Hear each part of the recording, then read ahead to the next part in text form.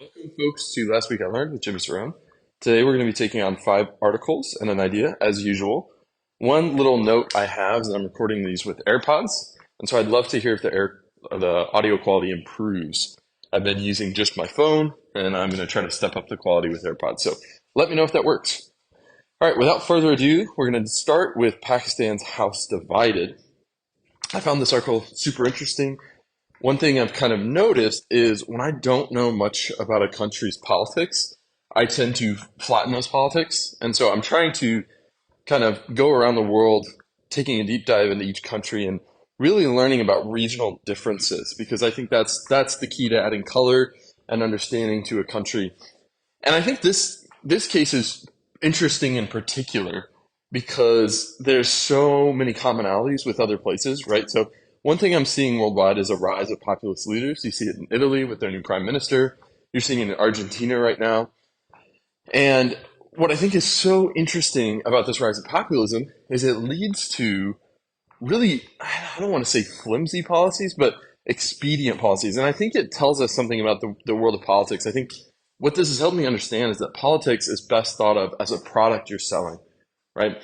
And if you understand politics as marketing, it makes sense why there's these reversals. I think sometimes we think of politics more in religious tones and think about it in terms of belief. But I think what's actually happening is more of a sales process, right? So, for example, it's like Apple has reversed their decision about right to repair. And if that were a political party reversing their decision on a policy, we would flip out. It'd be crazy, right? But it's Apple. They're marketing. They're changing the way they market themselves and sell themselves. And we totally accept that that's normal because they're a company and not a politician. And I think this is what happens with politicians, right? I think you've seen this with Donald Trump. His political policies were very different before running for president, and they changed frequently with time because he's a populist. He's a salesman. He's selling. And so I think it's really interesting here. You see a very specific example of it in Khan of Pakistan. And so I'm going to just read a quote because I think it's super revealing. It says, "His rhetoric has occasioned a dramatic reversal of roles. When Khan was prime minister, the PMLN and its allies had painted him as a puppet of the military. Now back in power, the PMLN has completely shed its anti-military stance. Khan, in turn, has made railing against the military establishment one of his defining mantras." So, first of all, I think it's just super interesting to see the different factions within a country. One thing in particular that stands out to me is I, being from the US, don't think of the military so much as a political force, right? For example, I think in Iran, the military is very, very involved in politics. And what's super interesting about it is there's actually factions within the military that are differing stances politically, right? And they interact with Ayatollah in different interesting ways. I did a deep dive on Iran. Fascinating stuff. And you see a little bit of that here, where Khan was originally allied with the military, and that helped fuel his rise to power. And then they actually revoked their support, and he was ousted.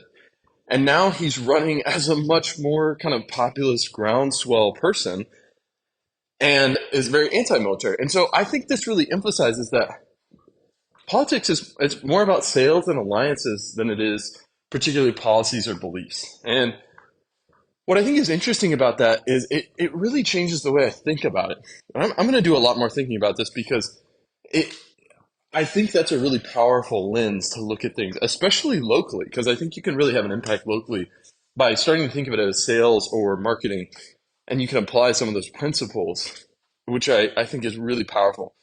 And I think you can do it in a positive way. I think we're experts at doing it in a negative way, right? Smear campaigns are just a form of marketing. And I think that's an unfortunate choice. It's unfortunate that we've chosen to do that. I think what would be really powerful is if we saw some political advertising like the Apple campaigns from way back when, like that inspire us and push us towards something um, that we aim for. So I don't know. I'm just thinking a lot about this. I think it's a super interesting lens. And I love this deep dive into Pakistani politics. I'll of course be doing more and trying to understand it more, but that's a region of the world I'm not super familiar with, and I got a lot out of this article. All right, next up is a different region of the world. Niger's Nigerian ties, Zimbabwe votes, and then Jumia's Rocky Ride. So I've been really interested in the coup that occurred in Niger because it's just been really revealing. One, I didn't realize the one of the really interesting things about colonialism is it divided regions arbitrarily, right?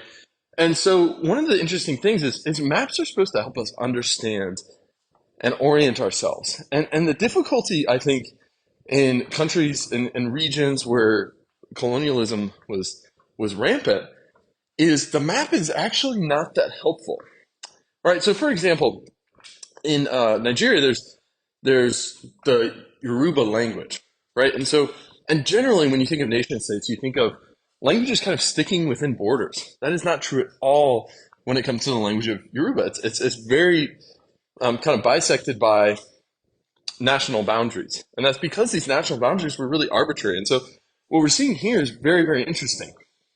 And I'm going to read the quote to kind of shed light on this.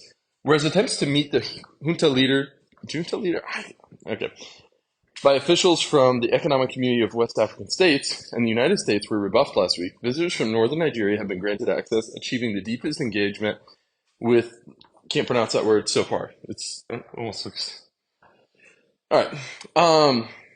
What's interesting about this is one, the lack of U.S. influence in the region. I think that's really telling. The world the world where the U.S. just has unilateral influence is to some degree over, right? I think we in the U.S. take for granted that we have influence, and we're gonna have to be much smarter about how we move going forward, right? It's not enough that we're incredibly powerful and wealthy. There's real hesitation about us, and we need to be much more, I think, nuanced and sophisticated in how we interact, right? I think another interesting thing here, though, is the similarities between northern Nigeria and Niger. Those are actually similar ethnic groups, similar languages, right? And there's a lot of cross border trade that occurs. And so this is one of those cases where, like, lots of parties have been making attempts to broker deals, and it's actually kind of these echoes of colonialism that shape how successful those attempts are. I think it's also interesting to look at how different parts of West Africa are interacting here, right? So you have a few different places where coups have occurred, and they're in general supportive, and you have a few places which are more supportive of the rule of law, democracy, or respecting those elections, and they have a vested interest in something else. And so there's this real complicated dance that's happening here where you have to be careful.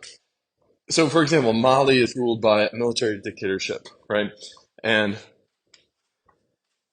so if you are going to move against Niger, now the question for Mali is, are they going to move against us? And so this creates a very, very complex political situation.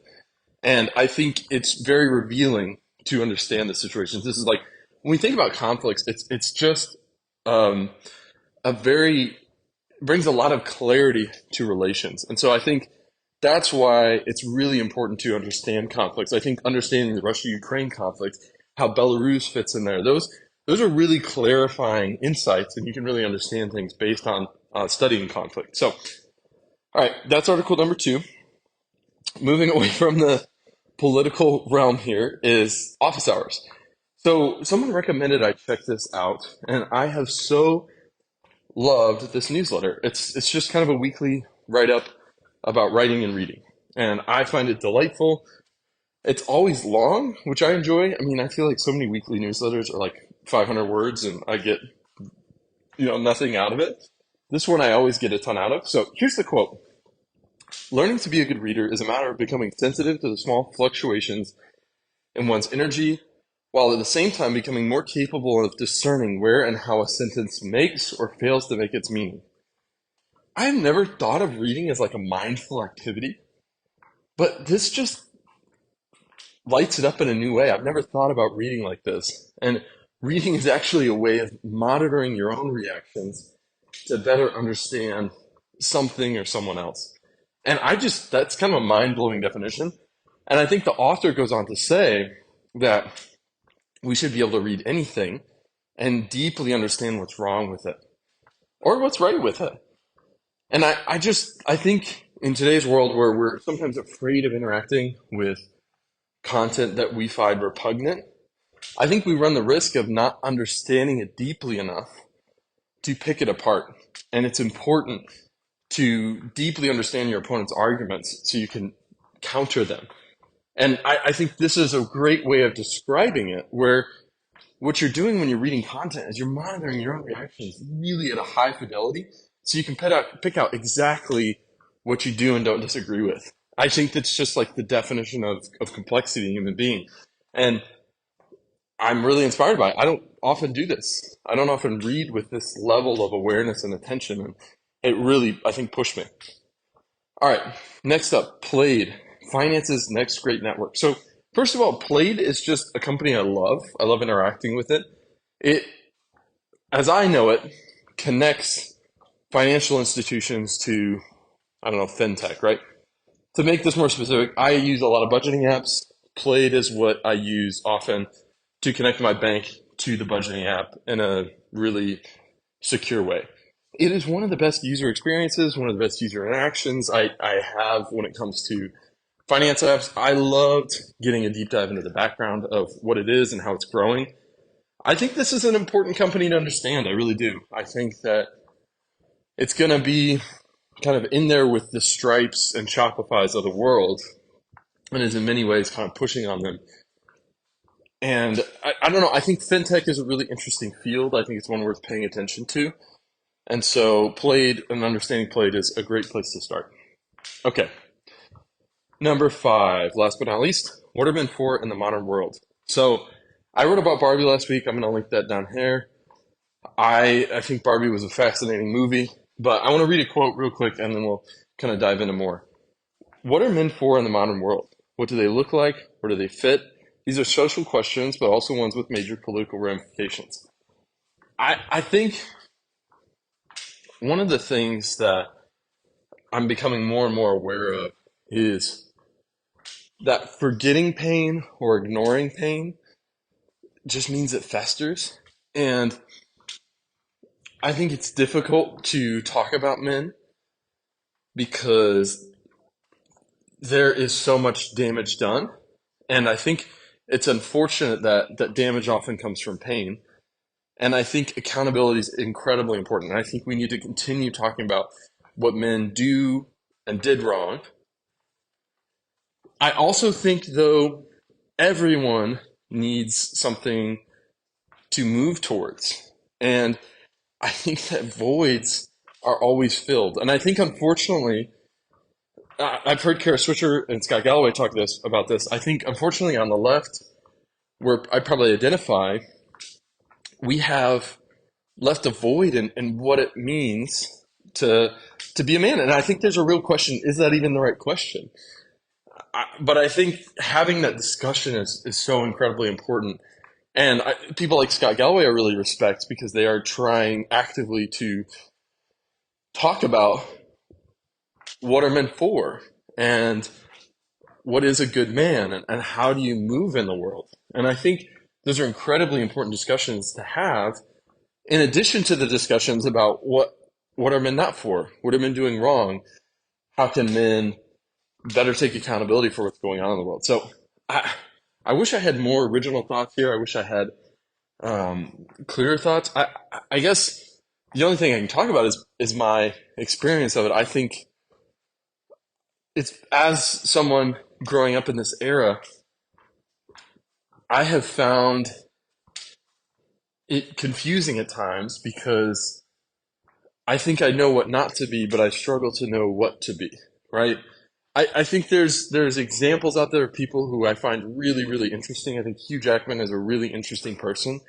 I think we need kind of men more like him, right? He doesn't deny his masculinity, nor does he like just sit in it, right? He played Wolverine, but also played The Greatest Showman. I think he shows incredible range, and I think when I think about what makes a great man, I think about just what makes a great human, right?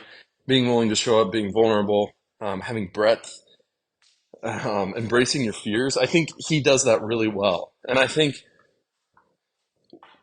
that it's important to highlight men like him because without that, there's a void.